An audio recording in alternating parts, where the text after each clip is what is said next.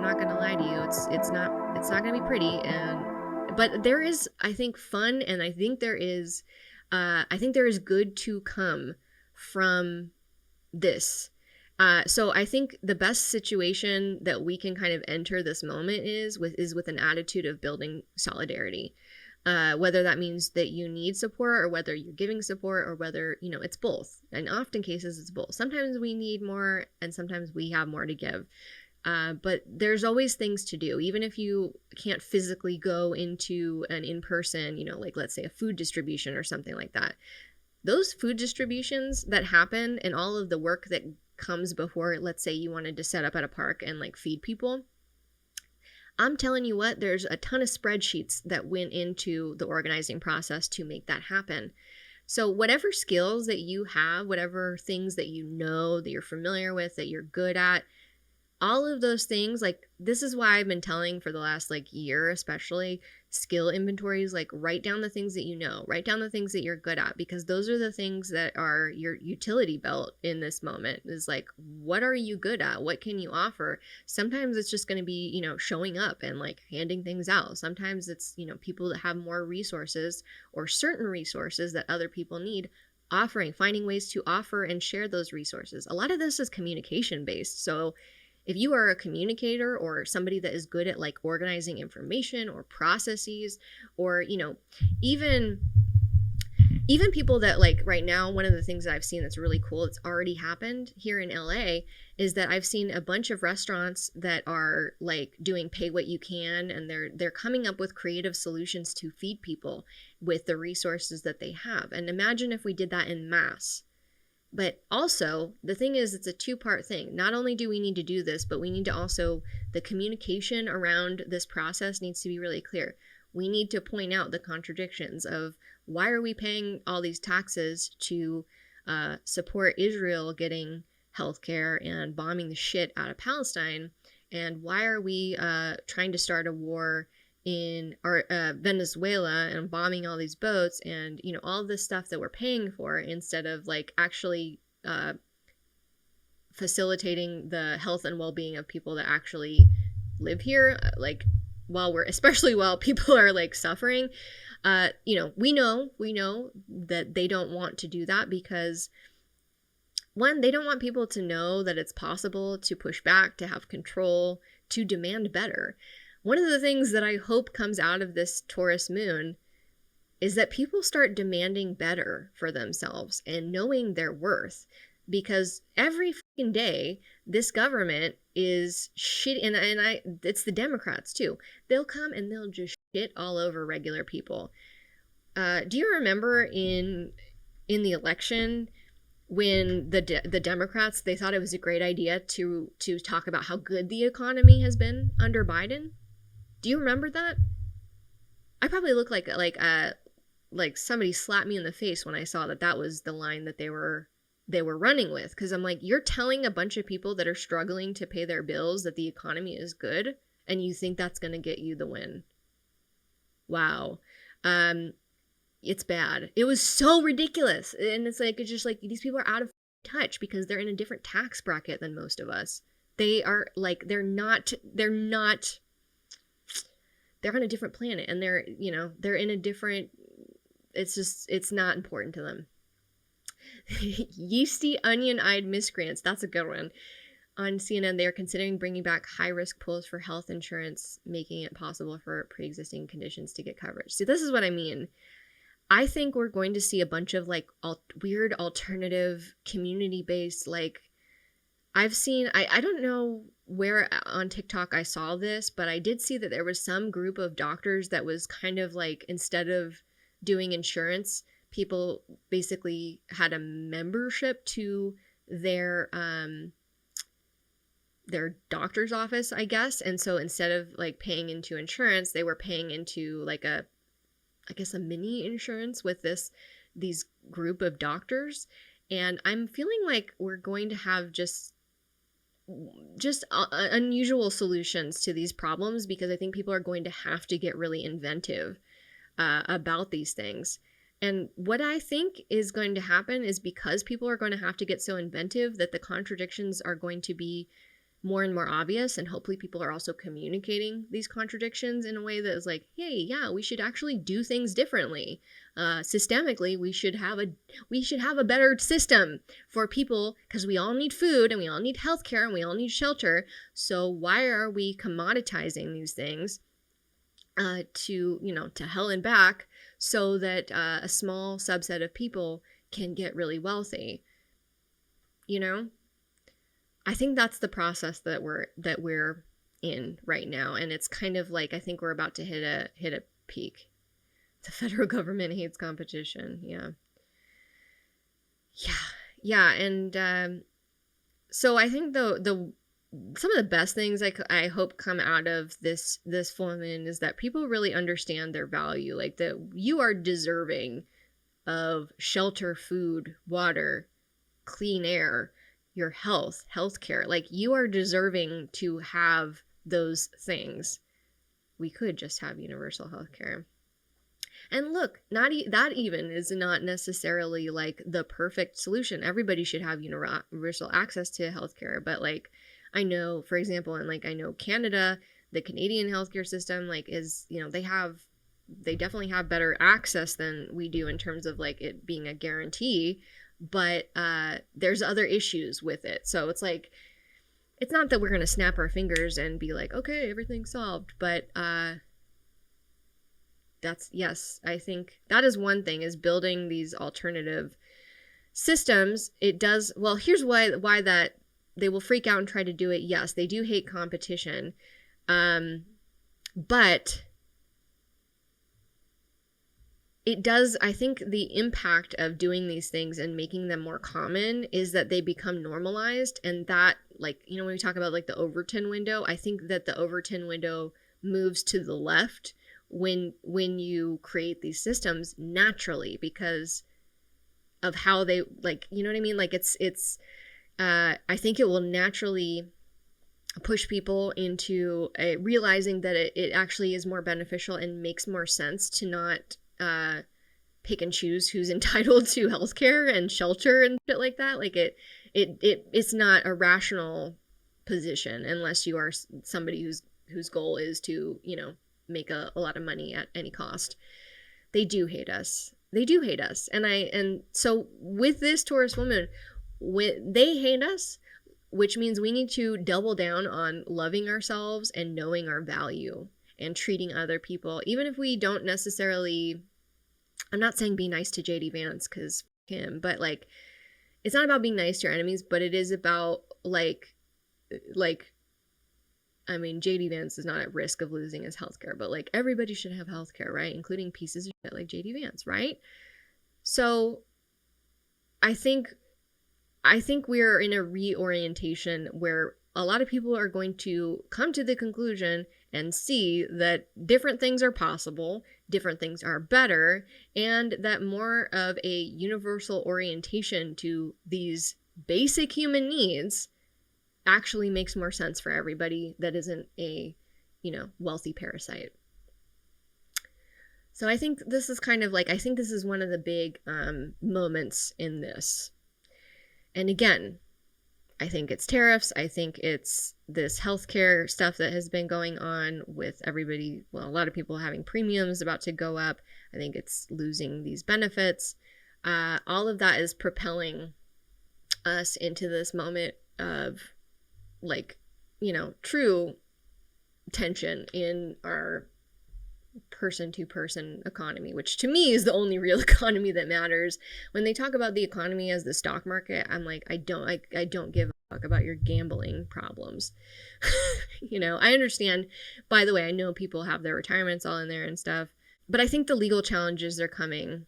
I do think that we're about to see a lot more like legal attacks. I'm still holding out though. I think we're approaching early November. And I can't remember when I said I thought it was going to happen. I said it in another podcast, but I think it's early November that the Supreme Court is going to be hearing the tariffs. And I know that we have a very conservative Supreme Court, so I don't think, like, I'm not saying that what I'm saying is that I think that a lot of things in the Supreme Court and in our courts in general are not necessarily going to be great. I think that we've seen a very pretty effective weaponization of the legal system by this administration and its, financial backers. Because those, we got to remember, there's a whole bunch of people that are not technically employed by the government that have their hands all in this. And plus all the companies that are financing the ballrooms. I hope people, this is another thing that's going to come out about from this. We're about to see, and I had a great conversation with Mimi today. Shout out to Mimi. One of the highlights of my day was talking about, like, this is going to be a holiday season, a different holiday season. I'm actually kind of excited about it. I'm like, I know this is super embarrassing for like a Scorpio to admit, because I know I'm supposed to be like, Halloween's my favorite, and I do like Halloween. Christmas is my favorite holiday, actually. It's so embarrassing. But I genuinely love that time of year, and I love like the true meaning of Christmas. Like, I don't know, it's always been a really nice time in my family generally, and I had a complicated family situation, so I took it where I got it, but Christmas was good. Anti-capitalist holidays. I think the boycotts, and you said something about Republicans standing against Trump and his global tariffs. I did see that. I think I put something in here. Let me see. Let me find it. I think I put something in here because I saw that. I think, y'all, I don't think that they have the spoons to the resources that they need to force certain economic things to be the reality, because they so clearly only benefit them. They're doing things that are so ridiculous. Yes, I saw that. The Brazilian tariffs. I saw that something about that. They were like, I think that was maybe yesterday. They said something about the not letting those go through. So I don't think, this is what I'm saying, is that I know we have like a stacked court, but I don't think that the Supreme Court is going to like every small business in the country. You know what I mean? Like, I think especially with the direction that things are going, I would imagine they got a brain cell or two, under those robes. But I think that they might, if they know what's good for them, they might. Do you know what I'm saying? Am I speaking a little bit too opaquely? I don't think it's in their best interest. I don't think it's in their best interest. And it's also pushing the lengths of legality, the way that these tariffs have been put on like most of the planet. So I actually think that we could see a reversal. I'm still feeling like that's a possibility. If I'm wrong, I will come say I'm wrong. But I do think that's a significant possibility in the next few weeks, which I will be eating my popcorn. I would love to see Trump's tantrum on that one. That would be a pay-per-view for me. The move is mostly symbolic since it is unlikely to be taken up in the GOP-controlled House. Republican leaders have taken steps to prevent lawmakers from forcing a vote on the president's tariffs in the lower chamber. Yeah, so... But it is interesting. I think that to see even the symbolic movement is movement, and it's also, Trump is very offended by anything symbolic. You know what I mean? Like, that even a symbol has a consequence, I think, for Trump. You know what I mean? He's very sensitive. I think that's one of the nice things about having him as the president, because like he's a little, and we can just talk to him and we know it really hurts his feelings. I enjoy it. Love to see it. Here's what I wanted to say. This is concerning. I don't know. Did you guys see this? So, this is somebody, I'm not like super familiar with their total platform, but this is somebody who is running for Congress in Illinois, and, Kat Abugazela, I think is how you say their name, Palestinian, running for Congress. And there was a horrible video of Kat protesting outside of an ICE facility and just getting slammed into the ground by these ICE Gestapo types. And really, it looked like painful. Like, just, I can't even imagine. Like, they probably had like a total like bruise on their, what's that? Coccyx? The bottom of the bone at the spine. It looked like, I could feel it when I saw that video. Like, it just, I would have been really unhappy if a cop did that to me. But this is really concerning. So they're going to, I think this is the MO, like this continued march on anything left. And but indicting these people and basically accusing them of like assaulting cops and stuff. And you can see in the coccyx. I love the way that it's written out, and then when you say it out loud, it's like, oh, coccyx. But yeah, so this happened yesterday. And this person isn't, I think that she got to the platform that she has to run this campaign because of being an influencer. And honestly, like, I'm not generally like gunning for influencers to do, more things. But if somebody is an influencer that is actually like smart and, knows their stuff and is going to advocate for things that are good, then I'm happy to root for them, but this is a 26-year-old. I didn't even know. She looks young, but I didn't know that she was like that young. This is frightening because they're trying to intimidate people and oh yeah, oh, it bruised your, yeah. I fell out of a tree also as a kid. I sprained my wrist. So that's what happens when you get unattended Gemini Mars, climbing trees like a cat. Falling, not like a cat, like a human. Oh man. So not in this life. Okay, so this is interesting. The initial arraignment is on the day of the full moon. I don't know if I like that. We'll see. I don't want to make a call without looking into it a little bit more, but I'm not crazy about that.